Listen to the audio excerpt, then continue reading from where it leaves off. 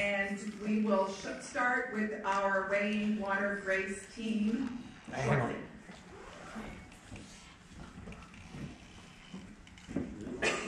Just catch it.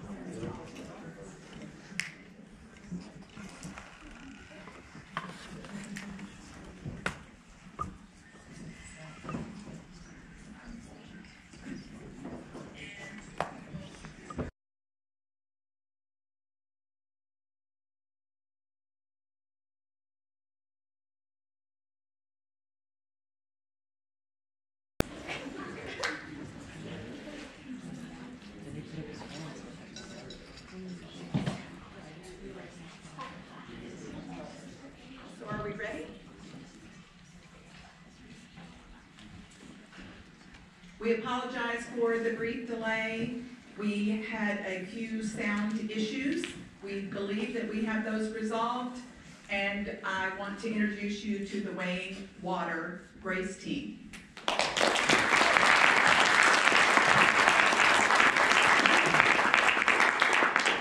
Hello, we are the weighing water team. My name is Roman Bagji, and I am from Albany, New York. My name is Olivia Bibler, and I'm from Toledo, Ohio. My name is Shreya Ramachandran, and I'm from Fremont, California. I'm Madeline Jones from Dallas, Texas. And I'm Alina Zhang from Austin, Texas. So first, we'll introduce some background on our project. For this project, we were investigating the GRACE satellites. GRACE stands for the Gravity Recovery and Climate Experiment. It's a mission that was funded by NASA, the CSR, and the DLR, which is the German Aerospace Center. So the GRACE is actually composed of twin satellites, as you can see on the picture on the right. And it essentially creates a map of the Earth's gravitational field every 30 days. The mission started on March 17, 2002, and ended on October 27, 2018. It was actually only supposed to last for 5 years, but ended up lasting for 13. And the globe on the left shows the Earth's gravity field, and since gravity is determined by mass, the colors in this globe represent the gravity anomalies that were detected by GRACE. And so a gravity anomaly is essentially a measure of how actual gravity deviates from the standard gravity of a theoretical perfectly smooth Earth. So the red areas is where gravity is stronger than the standard value, and the blue areas is where gravity is actually weaker. So, as Alina said, gravity is determined by mass, and water has mass. Therefore, GRACE can effectively measure variations in water on Earth. So this map is showing equivalent water height in centimeters per year according to GRACE data, and the red regions are showing a decrease in water height, and the green regions are showing an increase. And there are arrows pointing to regions of significant water variations, and I'm going to talk about two of them. The first one is the California drought of 2011 to 2015, which is found in the upper left-hand part of the globe. This is a deep red color signifying a water change of -3 centimeters per year. And then the second one is the Southern Africa post-2007 drought recovery, which is found in the lower portion of South Africa. And this is shown in green, signifying a 2 to 3 centimeter per year gain. So how do the twin GRACE satellites actually work? Well, they're two satellites following each other, orbiting around the Earth. And as the lead satellite reaches an area of greater mass, it's pulled towards it, increasing the distance between the two satellites. When the lead satellite reaches an area of lower mass, the distance between the two satellites decreases. And this distance can be imperceptible to the human eye. Sometimes it's only the width of a single human hair. But it can be measured by an instrument on board that sends microwave pulses back and forth between the two satellites. The time it takes for a microwave pulse to be sent from one satellite to another and to bounce back measures the distance between the two satellites, and differences in the distances can help map gravitational anomalies across the entire world. So now I'm going to introduce our project. The main question that our team asked ourselves over these past 2 weeks is what gravitational anomalies has GRACE missed due to its orbital geometry? Now, as Alina already mentioned, gravitational anomalies are caused by unusual concentrations of mass in a certain area on the Earth. Now, gravitational anomalies such as mountains and trenches are always consistently captured by GRACE, but due to the orbital geometry of the two satellites, a global map is only produced every 30 days. So our team is looking for major short-term gravitational anomalies such as floods that occur when GRACE is not necessarily present to detect them. Now, we split our process into 3 main phases. First, we plotted data from 2 climate models, which we'll explain later, onto graphs for specific given regions. Then, in phase 2, we used Python to determine when GRACE visited each of those regions and then plotted those times onto the climate graphs. Finally, in phase 3, we investigated the anomalies in the climate data and determined whether GRACE was actually present to capture those anomalies. So as Madeline mentioned, our first step is plotting data from climate models. Well, what are climate models? Climate models are simply sets of mathematical equations that govern the evolution of weather and climate. These equations are based off of scientists' theoretical principles about the transfer of water and energy on Earth. And as you can see on the right, this is a simplified climate model equation. This is not necessarily an equation in the models we're using, it's just an example of one of many equations that can be in a certain climate model. So as you can see, this equation, W represents the water supply in a certain area, P represents the amount of precipitation in a certain area, E represents the amount of evapotranspiration in a certain area, and R represents the amount of runoff. And this equation is basically saying that the change in the water supply over time is equal to the amount of precipitation minus the amount of evapotranspiration minus the amount of runoff. And this kind of makes sense according to our intuition because precipitation would add to the water supply, whereas evapotranspiration and runoff will decrease the water supply. So the 2 climate models we're using are called AOD and GLDAS. AOD stands for the Atmosphere and Ocean De-Aliasing Model. This model provides information about short-term atmospheric variability, which can include heavy precipitation events, and heavy precipitation events can increase the water storage, and also winds associated with cyclones, which can change the ocean mass variability and change the ocean bottom pressure. The second model we're using is called GLDAS, which stands for the Global Land Data Assimilation System. This model provides information about hydrological variability over land, which includes soil moisture, evapotranspiration, and runoff. So again, AOD measures atmospheric variability, whereas GLDAS measures hydrological variability. So we specifically looked at the 2 climate models mentioned by Rohan, AOD and GLDAS, over the 24 locations shown on the map. So for each location, we obtained information on the atmospheric variability, which corresponds to AOD, and the hydrological variability, which corresponds to GLDAS. We then plotted this data onto a graph, which will be shown on the next slide. So this is the GLDAS data for the Amazon River, and it's just an example plot. So we used the matplotlib library on Python to generate these plots. And as shown on the plot, the x-axis represents the time, 2008, when the climate model data was taken, and the y-axis provides information on hydrological variability measured in centimeters, which roughly translates to the amount of water present in these regions.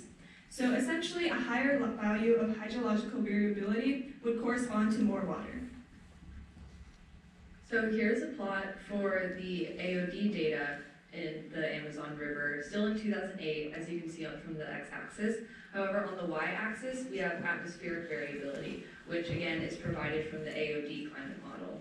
Now, conversely to the GLDAS data, a lower atmospheric variability actually means that there's a greater concentration of water, and vice versa, a higher Y value of atmospheric variability means that there's a smaller amount of water. And now Olivia will introduce phase 2. So just a reminder that our essential question we're trying to answer is what gravitational fluctuations has GRACE missed due to its orbital geometry? And we can start to answer this question by looking at what times GRACE passed through those regions that Elena previously mentioned. And to do this, we can look at the GRACE ground tracks. And what is a ground track? A ground track is simply a projection of a satellite's orbit onto a map or globe. This image is showing a projection of GRACE's orbit, just one orbit of GRACE, onto the map.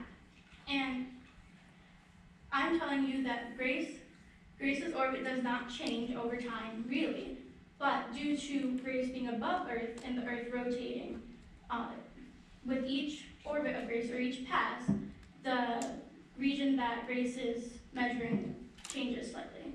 And we can see this when we plot two passes or two orbits onto one map, and we can see that pass 1 in blue and then pass 2 in white is changing slightly due to the rotation of the Earth. And then we can see this again with a third pass. And then we can imagine that if we continue mapping these passes, it will cover the entire globe. So here's an example of the Grace times plotted on top of the model data. And although it may be slightly hard to see, but the red crosses represent the times that the Grace satellite passed through this region, which in this case is the Mekong River, which runs through Southeast Asia. And as you can see on the graph, Grace was able to capture most of the fluctuations in hydrological variability, which again essentially measures the amount of water present in these regions, because the red cross traces the blue curve fairly well.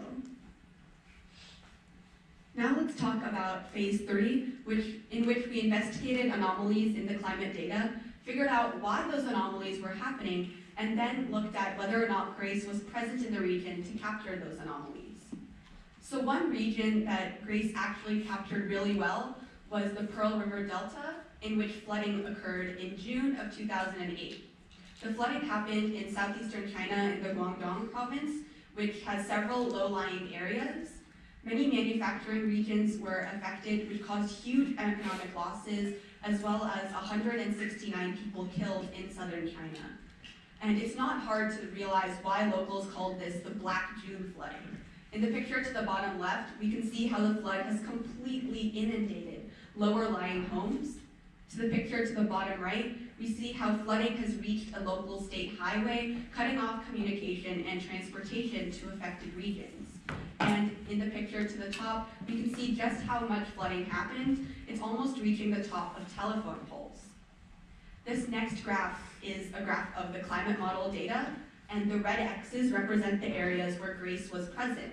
And we can see at the peaks of the graph that the red X's are able to capture all of the peaks and valleys of the climate model data, showing that Grace was able to capture this event from start to finish without any gaps.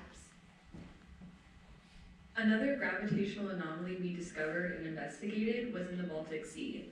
So water is pumped from the North Sea to the Baltic Sea through the Danish Straits, and often that water can accumulate until it erodes low-lying dunes and eventually leads to coastal flooding. Now, this coastal flooding is generally seasonal and occurring in the early months of the year. On the picture on the bottom left, we see a particularly bad example of coastal flooding that occurred from Storm Axel in 2017. As you can see, throughout this graph of the AOD data in the Baltic Sea in 2008, there are many sharp dips and rises that Grace is not present to detect, especially in the early months of the year. Grace is not present to detect those anomalies, as you can see, because there are no red crosses in those areas. Now, if you'll remember, the lower the atmospheric variability, the greater the concentration of water. So the sharp dip that you see in January in the circled area corresponds directly to the seasonal flooding that occurred in 2008 in the Baltic Sea. So here's another example of an event that Grace was actually unable to capture, and it occurred around the Kosi River, which runs through India and Bangladesh, as you can see on the map on the left. And so on August 18th of 2008, the Koshi embankment, which is a wall essentially preventing the Kosi River from flooding an area, actually broke, and the river changed its course and led to a massive flood in Bihar, which is a densely populated state in India.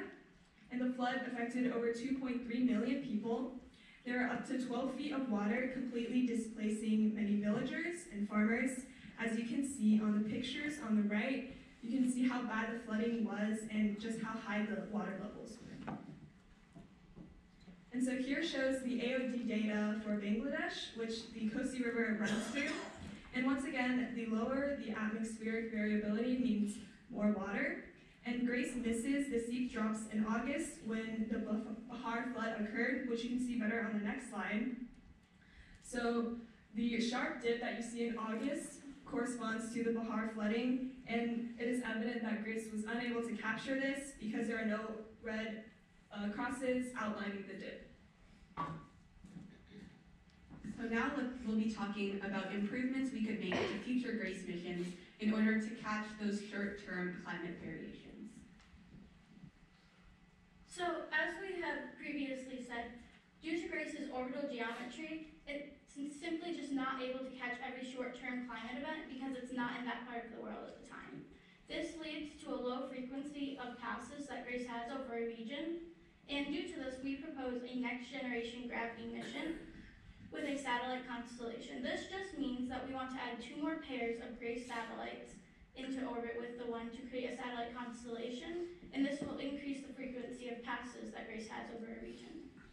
This diagram that is on the screen right now is almost exactly what we would be proposing. It was developed using STK software, and essentially we're keeping the orbit of the original pair of Grace satellites and spacing the 2 new pairs of Grace satellites 120 degrees apart.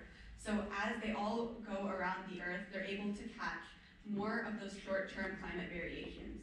Again, remember that due to Earth's rotation, every time one of the pair of satellites makes a pass around the Earth, it's catching a slightly different region. So overall, we conclude that Grace was in fact able to capture most of the gravitational variations. However, as Alina and Madeline mentioned, there are some cases where Grace was not there to capture some short-term variations, which can include the Kosi River and the Baltic Sea. And as Shreya and Olivia mentioned, in the future we're proposing a next-generation gravity mission by adding 2 more sets of Grace satellites. And this will increase the frequency of how many times the Grace satellite passes over certain regions, which would in turn mitigate the problem of many traumatic events and short-term events not being measured by Grace. So this is our team, and before we conclude, I would like to, we would all like to discuss our thoughts about the SEAS program, so I'll go first.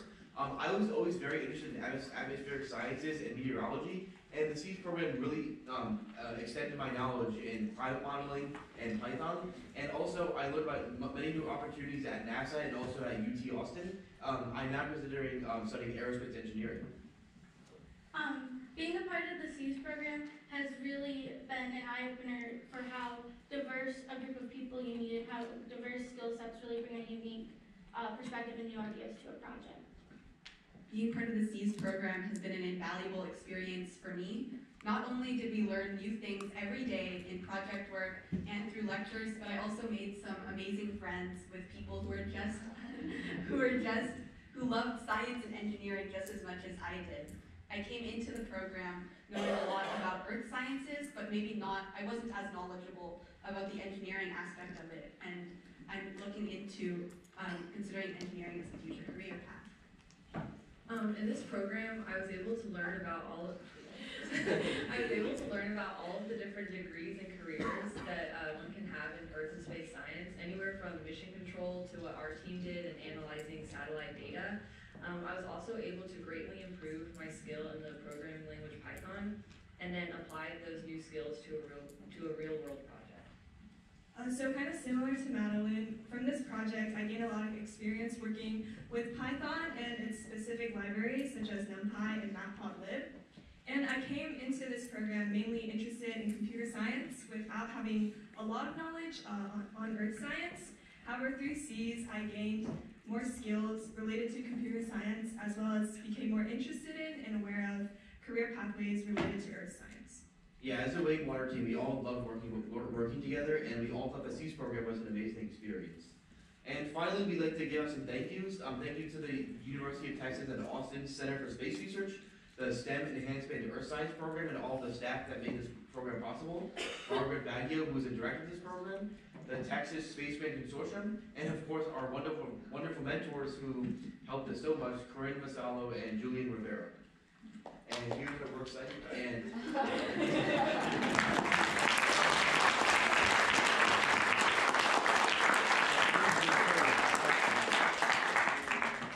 Okay, so if anyone has any questions? Yes? So could you go back to some of the graphs where you plotted Grace ticks on the like that one. Okay.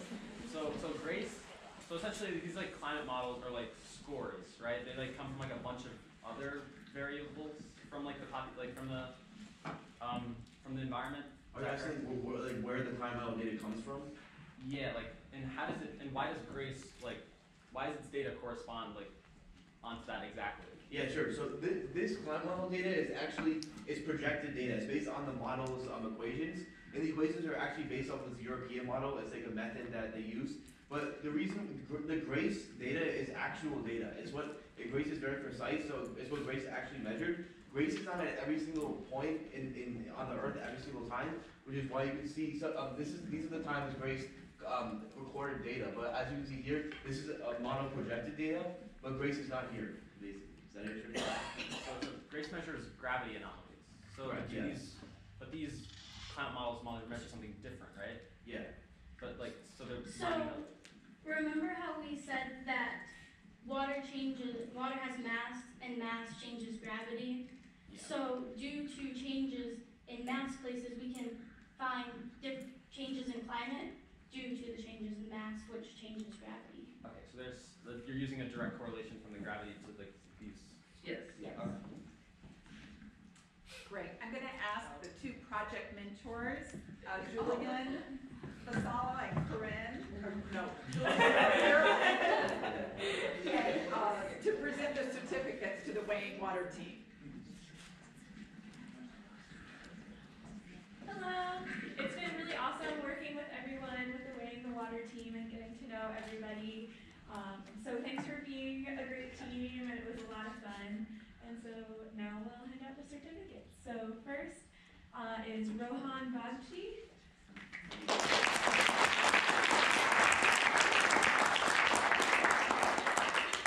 Next is Olivia Bibler.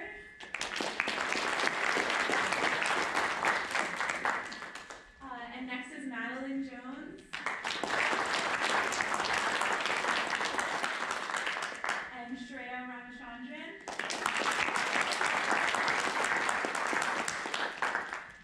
And Alina Zhang.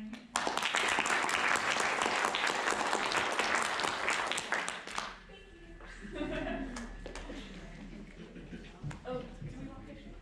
Yes, we'll take one group picture. If you want to pause the video, Brett, you want to stop the video while the next team sets up?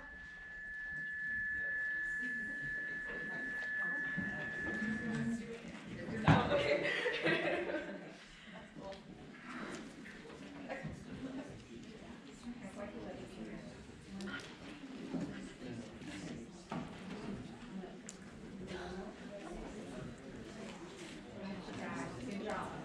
Good job.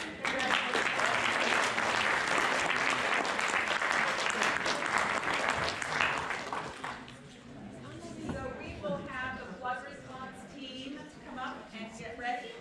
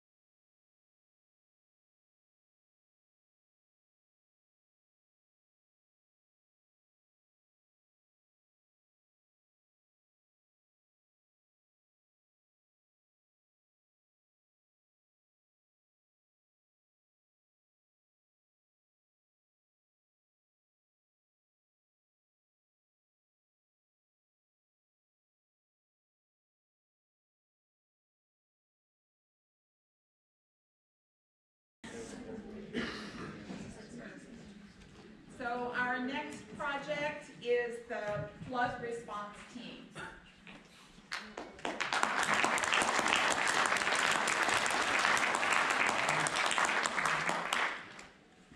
Hi everyone, we're the flood response team for 2019. I'm Haley Sanchez and I'm from Tampa, Florida. I'm Anna Nayak and I live in Austin, Texas. I'm Caroline Choi and I'm from Alameda, California. I'm Mihir Shah and I'm also from Austin, Texas. So our team had a 4-part objective, and the first part was to provide an accessible application, which we decided to feature online. The second part was to visualize the effects of past and current floods. The third part was to visualize the effects of climate change on the water cycle on Earth.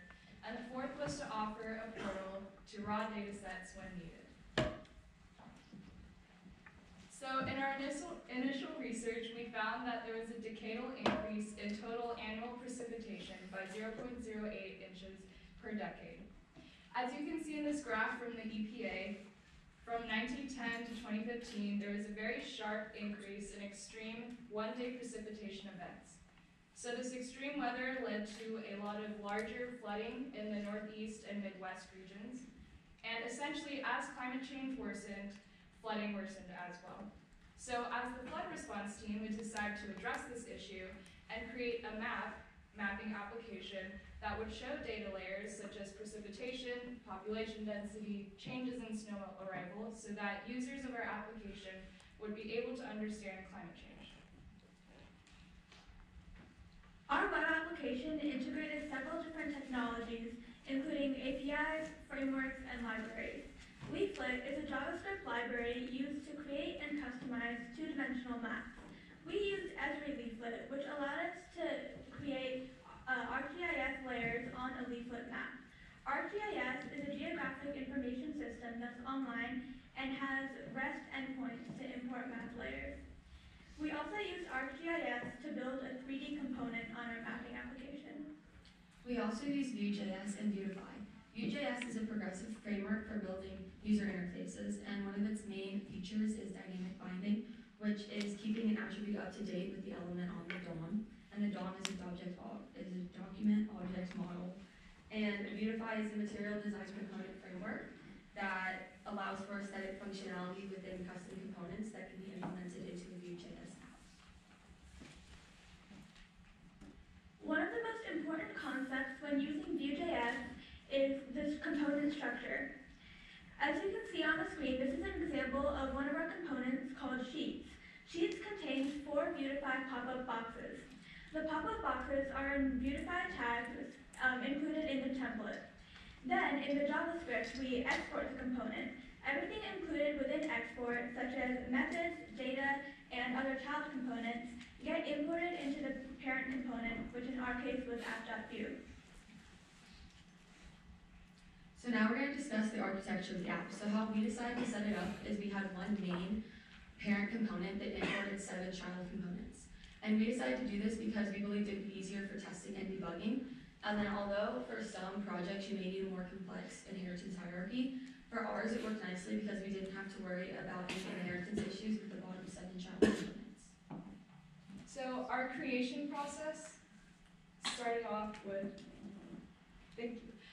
our creation process started off with creating a basic Vue application, which we integrated the Leaflet JavaScript API onto, and this allowed us to create a 2D map, functionalities such as buttons and a navigation.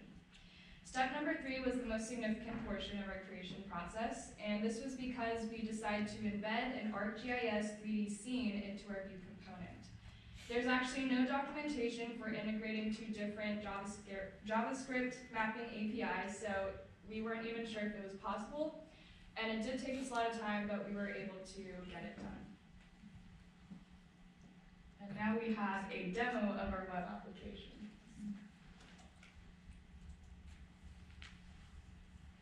So this is our web application at first glance. So right here we have a navigation drawer that houses bookmarks, base maps, and data layers about and a search. So the first thing we're going to show off is the bookmarks. So we have the United States, which is what we're looking at right now. And then we also have bookmarks for California, Florida, Texas, and Port Arthur, Texas. We use Port Arthur, Texas because it matches up with the 3D scene component, which you will see later.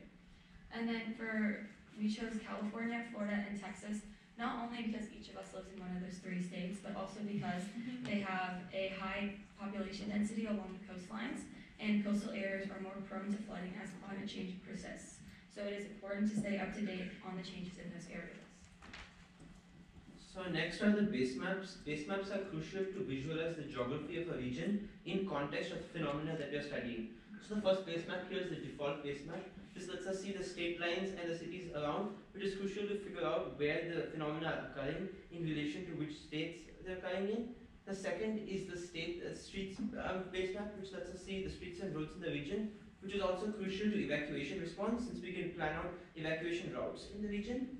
The last thing that we can see is the aerial base map, which shows us a more in-depth topography, which is also crucial because elevation is very important to flood response applications, since we can figure out which areas will get flooded and which ones will not.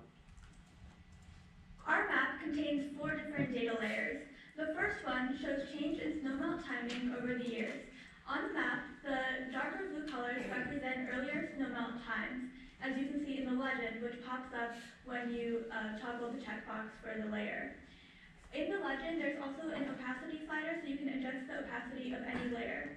And you can toggle on and off the legend using the buttons in the top right corner. Our next layer was population density.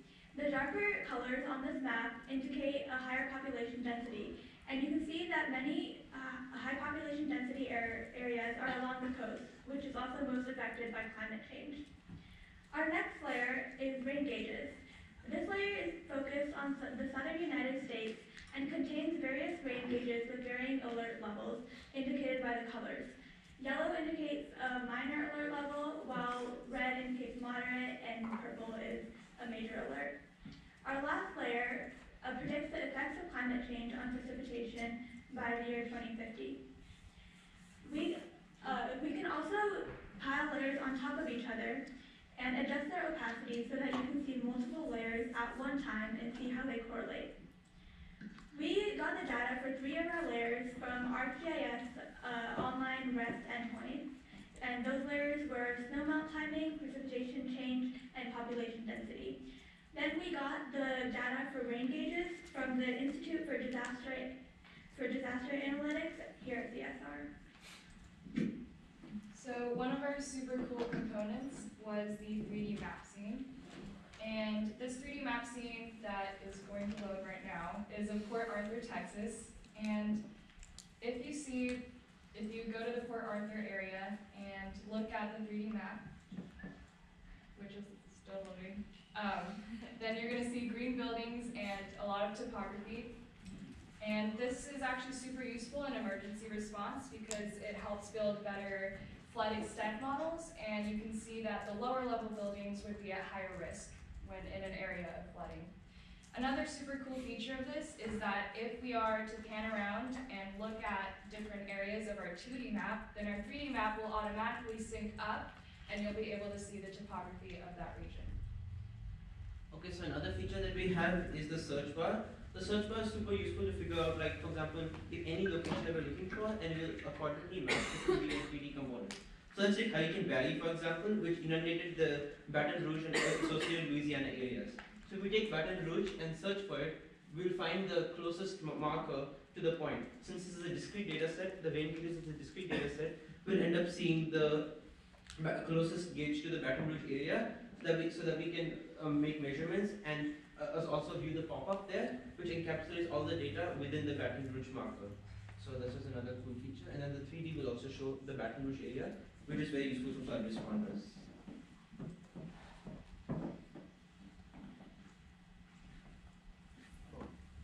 So another layer that we used in particular, the rain gauges layer, had some cool technical features that we're going to show here. The first was the tolerances. The tolerances are crucial to improving the UI. Currently, we have a bunch of points here, as you can see. The points, by design of the Leaflet.js application, only work when they are clicked if they are clicked to their exact geometric center, which is literally impossible to use. So what we did instead is created a system of tolerances. Basically, so what you can do is you find the nearest neighbor for each of these dots and basically create a circular region in which they can get clicked and still correspond. This is relatively unambiguous, since what we can do is essentially find a circle, and as long as you're clicking closer to this circle than to that circle, we can still get a reasonably good estimation of where you are. Obviously, this is within limits. Like if you click in New York, for example, and you're trying to get something in Arkansas, it's not going to work because there's some limit to it. But otherwise, it should work, which makes the UI a lot better to use. Next is the search feature. The search feature internally uses the MapQuest geocoder API. Basically, what this is it converts a location, for example, Baton Rouge, Louisiana, or Austin, Texas, for example, to a latitude and longitude. So, for example, 30, minus 97. Then what we do from the latitude longitude is pan the map to the closest marker if it's a discrete data set, or the exact location if it's a raster data set. So in this case, what you saw in the search bar was, since it was a discrete data set, the rain gauges, we were able to pan to the closest model. Let's also look at some optimizations we made, because scalability is a big issue for this application, especially in the case of hurricanes. So one of the things we did was improve the hash function. By default, if we use the JavaScript ES6 map, what will end up happening is it will encapsulate the latitude and longitude pair into something which will hash in a very complicated manner. So we basically overrode the hash function using a simplified version of IEEE in order to get a more optimized performance, which makes a reasonable difference. We also ended up removing the autoboxing of the particular components in order to improve cache locality and also improve the performance there. Alright, so we actually faced a lot of challenges, probably daily, and one of the biggest challenges that we faced was passing props in between our view components. And this was especially challenging because we didn't have just one view component, we had 8. And what happens is that if you write data within a file or within a component, it's very hard to read that data outside of that file. So we eventually resolved this using an event hub system and utilizing various data listeners. Another challenge that we faced was showing our pop-up, which houses our 3D map component. And this actually turned out to be a really simple CSS solution. And then finally, we also have the 3D map itself, and this took the longest time to resolve. Another challenge that we faced was displaying the exact features and attributes that we wanted from our data layers onto our map.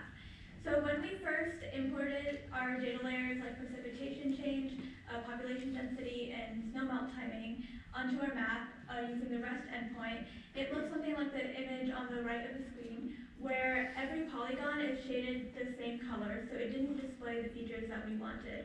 To solve this, we had to go back to the REST endpoint and find the correct field name of the attribute that we wanted to display, and then iterate through all the data inside that attribute to change the fill color and opacity of each polygon. So in conclusion, we found that it is possible to put an ArcGIS map scene within a Vue.js component. In our web application, we did this, and we accomplished it by placing a 3D ArcGIS scene, which y'all saw, into a Vue.js app and connecting it to a 2D Azure leaflet map. Some other takeaways that we got from this project include better understanding of frameworks like Vue.js and APIs and libraries. We learned to integrate those web development skills with geospatial technologies like ArcGIS and Leaflet. Additionally, the creation of our entire web app from scratch in 2 weeks in a team setting effectively shows the impacts of climate change. So also some future improvements that we would like to make to the application. Currently, the way we are finding the closest neighbor is just a linear search. So it basically has complexity k times, k being the number of queries times every single gauge. This might not be a problem right now since there's not too much active flooding going on, so we have maybe 100 gauges. But in the case of a hurricane, we might have like 1,000 or 2,000 gauges. And at that point, performance becomes a pretty big issue. So what we could do here is use the leaflet quad tree, which basically implements double sorting in order to get the performance down to maybe n log n, for example, which is very, very manageable, reducing the latency of the application and thus making it much more easy to use. Another improvement that we would like to make is interpolating the LiDAR data. So, interpolating the rain gauges data. So currently it's just discrete. So I mean it's good, but what we can do instead is make it continuous using the ArcPy module. So or we can use some other SciPy modules to make it continuous, which would be a lot easier for flood responders to see where the data is in all places, not just where the gauges are reporting it. Lastly, another improvement we could make is use LiDAR datasets to expand the scope of the 3D map. Currently, it's mostly just in Port Arthur and the other buildings associated. What we could do by panning more LiDAR data sets was improve the scope that way flood responders everywhere can use the same thing that we have currently in Port Arthur. So overall, we had 1,726 lines of custom code, 8 Vue.js. So being able to learn so much in such a short amount of time was a really rewarding experience for me. I'm also very grateful I got to go so in depth with JavaScript, HTML, and CSS, because when I came in, I was mainly only familiar with Java and Python. And then lastly, my biggest takeaway is the fact that I learned that I can combine computer science and my love for Earth and space science all together. Prior to this program, I had a little bit of experience in HTML, CSS, and JavaScript, but I had never worked with APIs and frameworks before, so I learned a lot through that. And also, I learned how to work in a team and use each other's strengths to split up the work and come together in the end. I also never used GIS technologies or the Leaflet API and ArcGIS libraries before, so I learned a lot of technical skills from this. I also learned about the intersectionality between technology and its use in social good.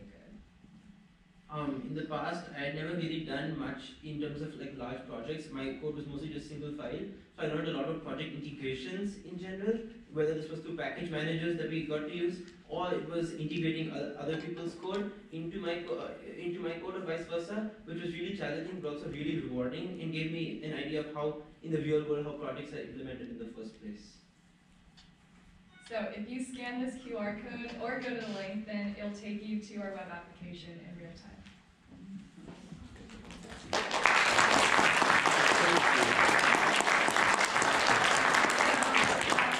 Some people would think, so we will do that. We want to thank NASA and the Texas Space Grant and UT Austin, as well as their Center for Space Research for housing and supporting us throughout this internship. We also want to extend a special thanks to Ms. Baggio. We also have a very special thanks for the one and only Brent Porter, who's our project mentor. He's sitting in the back over there. And thank you so much for replying to our late night emails and helping us all the time.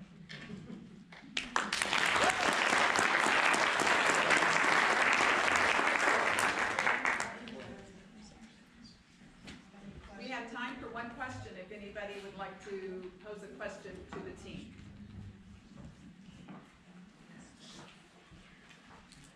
Right here. Do you guys plan on taking this any further and developing it further, like collaborating outside of this?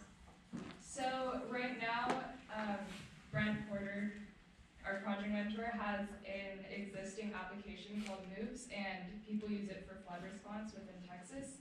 And so we're planning on moving our 3D component onto that website and also updating our live website. So Brent Porter.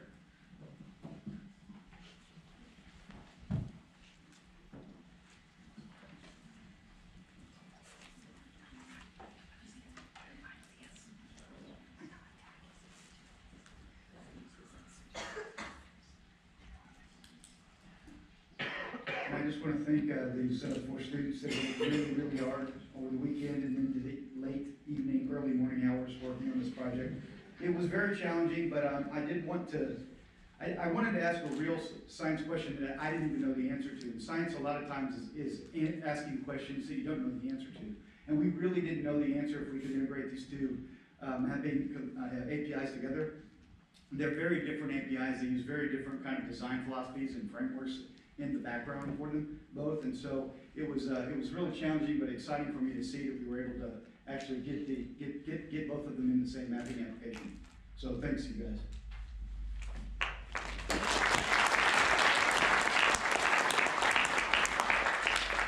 Carolyn, Joy.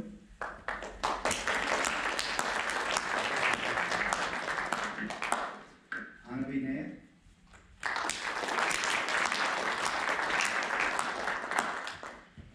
Haley Sanchez.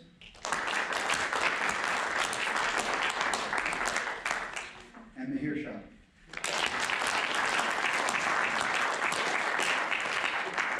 If you would stand over with your team, we'll get a team photograph.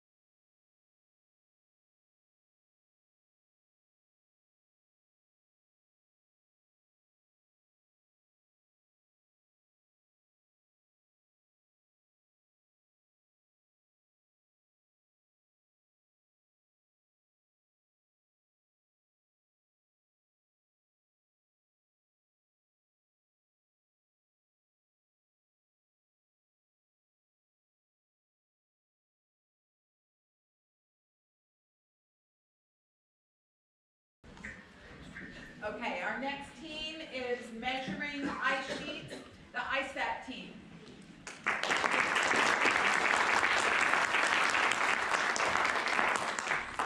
Hello everybody, we are the Measuring Ice Sheets team. My name is Mahika Sharma and I'm going to be a senior in the fall at Dublin, California. I'm Noah Burgum. I'm going to be a junior, and I'm from Milburn, New Jersey. My name is Luke Harris, and I am a rising junior from Manhattan Beach, California. My name is Michael Wynn. I live in Cumming, Georgia, and I'm going to be a senior. I'm Sanskar Agarwal. I'm going to be a rising senior, and I'm from New Jersey. My name is Nia Sampson. I'm a rising junior, and I'm from Houston, Texas. Now, before we begin this presentation, I'm sure you're all wondering, what can ISAT do? But more importantly, what can ISAT do for you? In a world where climate change is a heavily debated topic, it's becoming increasingly important for us to quantify the changes that are occurring on our planet. And this has been the mission of ISAT since it was first sent into orbit in 2003. It tracks elevation changes over land and ice, and this is increasingly important around the poles, where we know our glaciers are melting fast. So this is a timeline of missions from early 2000s to the present day. Our group is mainly focusing on the ISAT 1 and 2, as it utilizes a laser altimetry system, and also because it provides a lot of data that we can use. You'll notice that on the timeline that there is a gap between ISAT 1 and 2. To fill that gap, there is the European Space Agency's Cryosat, as well as NASA's IceBridge. And then before all these satellites, there was NASA's Srtm, which is an 11-day shuttle mission that provided similar data to the satellites. So ISAT stands for Ice Cloud and Land Elevation Satellite, and its lifetime is from 2000, but due to low green energy, it led to a failure in aerosol inspection, which was one of the original goals of ISAT. Moreover, the first laser failed early into the mission due to what is believed to be a vanadium contamination, which led scientists to change the orbit from 183 to 91 days in order to use a campaign system for the other lasers, which were only turned on for certain periods of time. ISAT 2 was launched in 2018 to continue this mission. So this is a timeline of the laser campaign, specifically for ISAT 1. You can see that the laser transmit energy is reducing, and as a result of that, so is the footprint major axis, as the laser is less powerful due to less energy. The beta prime angle also is changing, as it tells where the satellite is in relation to the sun. ISAT 2, as Nia said, was launched in 2018 and attempts to improve on the glass system of ISAT 1 in several ways. First off, the Atlas system equipped on ISAT 2 has 6 beams as opposed to ISAT's 1, and runs continuously as opposed to the campaign system that ISAT 1 ran on, which gives it a much denser data clusters. So this is a comparison chart between ISAT 2 and ISAT 1. In ISAT 2, in many ways, is better than its predecessor, as ISAT 2 fires 6 beams at once compared to ISAT 1. It takes measurements every 0.7 meters compared to ISAT's 170 meters, and also ISAT 2 fires 10,000 pulses a second compared to ISAT firing it every 40 pulses a second. So the project objectives for our team was to examine ISAT 1 bias, recommend locations for ISAT 2, and also prove the validity of ISAT 2 data with field data. Criteria for determining these locations was rapid evolution, existing USA's White Sands, New Mexico, and Bastrop, Texas. West Antarctica's West Antarctic ice sheet is particularly unstable. Pine Island and Thwaites are especially susceptible as they are along the coastline. Satellite analysis has shown that the grounding line has retreated rapidly for Thwaites Glacier, and that Pine Island's glacier mass balance might well be negative, which makes these locations critical to investigate. Jakobshavn is Greenland's largest, the ice sheet's largest outlet glacier, which means that it drains about 6.5% of the Greenland ice sheet and produces about 10% of its icebergs. INSAR and Landsat image pairs from 1997 to 2003 has shown unprecedented speed in ice flow, which indicates increased calving rates and ice thinning. As warming accelerates, Jakobshavn continues to lose ice and becomes more and more critical to observe. Now, ISAT wants to observe land elevation as well, because one of the goals is to observe canopy changes. The White Sands Space Harbor site was a validation and calibration site for the detector array for ISAT 1 for a very long time, so it's guaranteed to have data, which was definitely something we wanted to take a look at. Bastrop, Texas had the most catastrophic wildfire seen in Texas history in 2011, so So this would be guaranteed to also have data for canopy and surface elevation, which we could observe and use to test that ISAT capability. In order to accomplish these research goals and explore the ISAT 1 and 2 data, we initially aimed to use GMP and QGIS. While we did end up using QGIS in the end, we did not end up using GMP due to problems we had with the software, and we ended up using Python because we were, as a whole, a lot more experienced with Python and could work much more efficiently. Using Python, we utilized many different libraries such as numerical Python, pandas, matplotlib, and scipy in order to write scripts to accomplish a variety of tasks. These generally included data formatting, data visualization, and crossover point analysis, which we'll elaborate on right now. So in terms of data formatting, we created 2 separate programs. One of them was able to extract the necessary columns that we needed from large tables, and the other program was able to combine tables together into one so that we could, it would be easier to use it later for data analysis. Both these programs actually are able to take regular expressions as an input, so we can run the programs on many files at the same time and thus improve our efficiency. The major output of our coding endeavors lied in data visualization and graphing. And we mainly made both 2D and 3D graphs, where 2D graphs were meant to highlight biases with color, as you can see in the top 2. Which shows Jakobshavn, which shows cross sections of Jakobshavn, where the x-axis is the latitude and the y-axis is altitude, and it's colored by different parameters that we have in the data. On the top left, you can see the solar angle is changing as it goes along, which is a continuous thing that we would expect. And for the right one, we see differences in reflectivity, where the yellow is a higher reflectivity. And we can assume that what it's looking at is most likely something with very high albedo, like ice or the ocean. We also tried to make some 2D plots that weren't as successful due to ISAT's inherent inability to get as much data as we would hope. As you can see in the middle graph, we are plotting average altitude over time. And you're probably wondering why it's showing that for Mexico, because that's not one of our places. And that was just an accidental use of finding bounding boxes for latitude and longitude. And it ended up being a much larger area that we weren't supposed to be looking at. But that mistake actually did help, and it paid off. As you can see in the 3D graphs, we were able to actually test some of our 3D plotting and see the tracks of ISAT run through this area. And we can see some of the crossovers there, which is interesting, and we will get to that in a bit. And on the bottom right, you can see ISAT 2 data, which looks wonderful. It's just so much data points, and it's so much density. It's only been around for like a year, so as you can see, man, ISAT 2 is great. Those things are probably clouds. We're also going to talk about that graph more. So the next part of our coding thing, which we were really excited about, was crossover analysis. Okay, so Grace talked about what tracks are, right? It's the areas where these satellites are passing through over the Earth, and they keep changing as it goes along.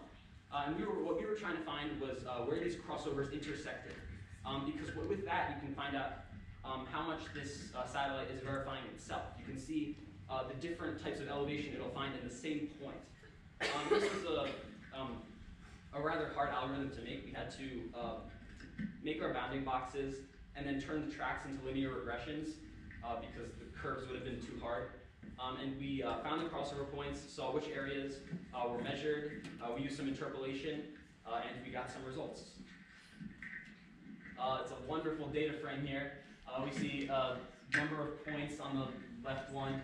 When we see different statistical parameters like range, standard deviation, and variance, that is for ISAT 1 on Pine Island, and you can see it's pretty terrible. The ranges are very big, the standard deviations are large, and we're probably going to say that some of this is from our own algorithms' downfalls, especially the thresholds that we're finding for the crossover points, as well as the interpolation that we're using. And we tried to run this on ISAT 2, but unfortunately the high density of data causes some problems. Because our algorithm is not as optimized as it should be for finding the intersections of lines. It's an O of n squared algorithm, which is not very good. We could probably optimize it to O of n log n, which would be great, and we could probably get data for it, which we hope to do in the future. So we want to work on that, the threshold, as well as maybe perhaps using curved approximations instead of linear ones, because if we use bigger bounding boxes, obviously these linear regressions are not going to be as great as we want. So that's our data. Now, using the Srtm data that Sandstorm mentioned in the beginning, we were able to generate 2 digital elevation models for the White Sands, New Mexico area and Bastrop, Texas, with White Sands on the left and Bastrop on the right. So we used White Sands because it was initially the calibration site for ISAT-1. So in order to see if the QGIS software would even work and the Srtm data was valid, we used White Sands. And we can see that this does work because this area right over here is an especially low-lying and relatively flat area, as denoted by the lighter colors and the lack of a change in the color spectrum. And it's surrounded by a bunch of dark colors, which is signifying the mountain range in that area. So we know that this does work. Now onto Bastrop, which is the purple graph on the right, and we can tell the difference between the canopy and the actual low-lying area separated by that border. Now, why Bastrop is important is because there was a fire in the Lost Pines area, as the emergency preparedness team may have told you about, and we want to study this area based off of more data that we're going to be generating with ISAT-2 in order to see how the canopy actually grows back after the fire that basically devastated the entire canopy and vegetation growth in the area. Now on to data from ISAT-1. So on the top right over here is ISAT-1 and the ground tracks that it made over the 7 years that it was operating. Now just for a quick comparison, if you look at the graph right below of Thwaites Glacier, that is the ground tracks made by ISAT-2 in less than a year. So as we have said multiple times, there is a much higher data density, which is a good and a bad thing. Now onto the left, this is the graph that we generated for the Thwaites Glacier. So the green and yellow points at the top are most likely some sort of interference caused by a low-lying clouds, fog, or snow even. So they aren't actually indicative of the elevation in that area. However, the tracks on the ground that intersect are from ISAT-1, and as we mentioned, they are the crossover points that kind of self-validate themselves. And now this becomes important when we're looking at bias between the actual measurements of that area in comparison to what the satellite is reporting. So we know now that since these data points are very similar and the elevation reported is pretty uniform, there is a uniform bias that doesn't exist amongst ground tracks, but instead amongst the actual data and the data reported by ISAT-1. Another example of one of the problems we indicated was the lack of data. And this was extremely problematic when we tried to do a change in height over time. One of the problems is because if you look at Jakobshavn Glacier, all of our ground tracks are in different locations. And even though we went over different points in time, we couldn't compare them because they were all in different locations. So it was impossible to do a fair conclusion on how much ice was lost in between each year. As you see on the ground on the left, all of our ground tracks, we were able to get fair data readings where we get a fairly mountainous picture as is accurate to the actual glacier, but we can't make a comparison because of the lack of data. If we move on to Pine Island, we see that this problem is almost entirely solved with ISAT-2. This is almost 1 million data points over the course of just 1 year, especially with the very, very dense ground tracks as seen on the right. We can actually start to see more accurate pictures of the geography in the region. We can make out the ocean, and we can make out the coastlines on the bottoms, on the edges, and we can also make out clouds, which actually can help, while they interfere, they can actually help get a better picture of what the weather is like a little bit. So imaged in the slide, we have a graph showing canopy height and surface elevation for the northernmost part of Bastrop's Lost Pines forest. We are, however, we are missing data from the burn section of the forest, as shown in the right, due to ISAT-2 being unable to penetrate through cloud cover, which is still a pitfall for the mission. We suggest this burn site be covered to track growth, like primary succession and secondary succession, instead of using menial surveying techniques like having people go out and track this growth themselves. ISAT-2 has proved to be capable of this, as shown by the logical consistency of the graph. Surface elevation and the canopy height is low at the northern region, which makes sense because that's where most urbanization occurs. Now, although ISAT-2 is much better than ISAT-1, and it is the highest resolution laser altimeter system in space, there are still issues with it, as we have mentioned multiple times. So each pulse contains 200 trillion photons, and there are about 10,000 pulses per second, which generates a lot of data, but with this data comes noise. That stems from the reflectivity of ice that can saturate the data, or photons from the sun that just come as background noise no matter what, because of the sensitivity of ATLAS. Further, photon pulse shapes can be changed when being transmitted back to ATLAS, which can cause variations in data interpretation. Finally, there's a lot of snow and cloud interference, as we saw with the Thwaites Glacier map. So essentially, in conclusion, there's just a lot of filtration that needs to be done before we can actually make sense of what is happening with this data. Yeah, we learned a lot from our data. It's important to note that we were looking at small areas over time rather than the entire globe, which is what you usually see with most ISAT research. And obviously the ISAT-1 had a problem with showing a lot of repeats and redundancy over certain areas, which made it difficult to plot changes over time. Evidently ISAT-2 will have a much more effective usage in this regard. Also, we saw in terms of crossovers that ISAT-2 has a comparative less bias, although we weren't able to finish the code. In fact, it's still running.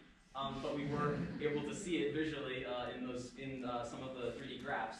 And ISAT-1 has very high variability, and our algorithm probably sucks too. But and also we weren't able to do field research in the Bastrop area because of the cloud cover. When ISAT-2 was passing over it, it wasn't actually able to cover and give us any measurements, but we still had a great time and I took a great panorama.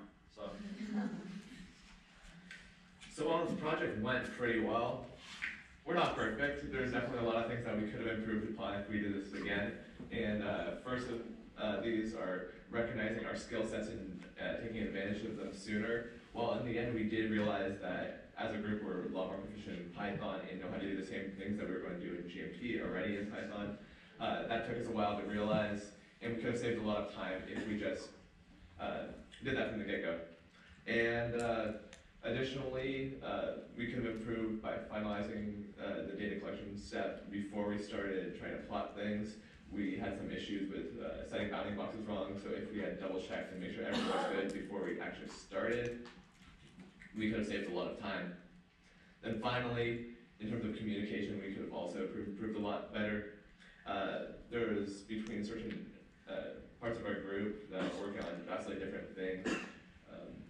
There's a lot of confusion about what the other parts of the group are doing, which is fine while we're working on it, but at the end it all has to come together. So it could have saved us a lot of confusion, saved us a lot of time if we had made sure that everyone knew how every single part was functioning at all times. And a way we could have accomplished that would be just reporting out at the end of the day what we're working on, what we've accomplished, so that everyone has a clear picture of what's going on. And then finally, I'd like to thank Dr. Urban for all his help. And additionally, I'd like to thank the Texas Space Grant Consortium and CSR and NASA for this amazing experience this summer. Now, before we end really quick, we wanted to talk about what we gained from this experience. So I just wanted to say that one part of this program that I really enjoyed was getting to be in a team with a lot of people who were like-minded. And although we did have diverse interests, we all kind of had that same passion for STEM and technology and computer science in general. And it was cool to talk to people who felt the same way as I do. So that was nice. There was, of course, a lot that we learned in STEM and career choices. But I think one of the biggest things I got from this program was really just meeting the kids who are here and seeing their amazing talents and just learning from them. I got to see, just amazing talent overall, and I got to know how to communicate and really work in a team of so many different individuals, and learn GitHub from Lucas, learn leadership from Michael and Nahika, learn patience with Sanskar. It was a great experience. So this experience has been amazing. I've been such a great group. It's been amazing. amazing to be able to like be in this collaborative environment and like have more practice working in a group, especially with coding things and having like many people working on the same project at the same time. I have a few opportunities where I get to do that, but it's really not that much. So that's been amazing. And then I've also gotten a lot of practice using some very important tools that are just extremely useful in my life. So like Candace. I came in here expecting to be in my element.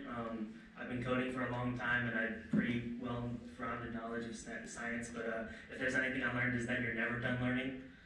So just be prepared to not be comfortable again.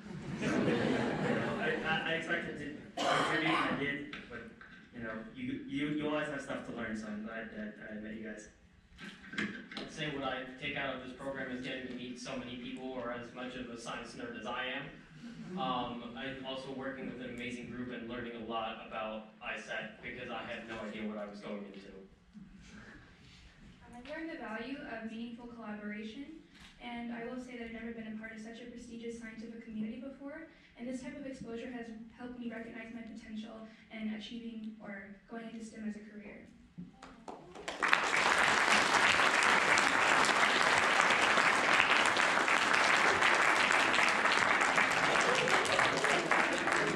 So we have time for a question, if anybody would like to ask a question. We are going to hold off with the remainder of our certificates until the end of the day. And so we're going to ask all the teams to please go to your posters. And any of our guests